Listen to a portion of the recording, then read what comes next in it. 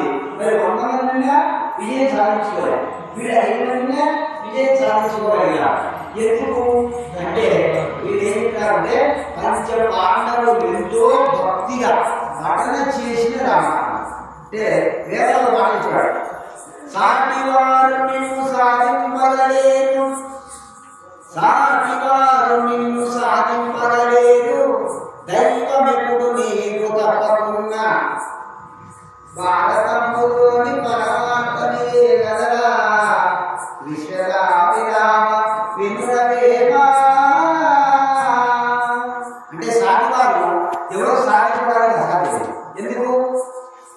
సాటివారు సాధింపలేరు, దైవం ఎప్పుడు నీకు తప్పకుండా. అంటే పాండవులకు దైవం ఉన్నాడు కాబట్టి భారతంలోని పరమాత్మనే కదా.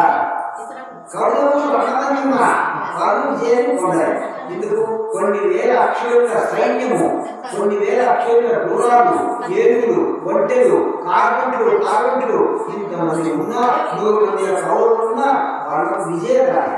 ఎందుకు? పరమాత్మని నామాన్ని వీళ్ళు ధ్యానించారు కాబట్టి.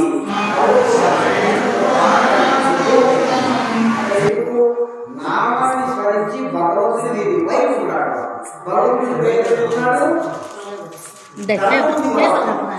భగవంతుడు అంటే ధర్మం దిగాడు. ధర్మం ఎందుకుంది? నీతిగా పోతున్నారు, న్యాయంగా పోతున్నారు, క్రమబద్ధంగా పోతున్నారు.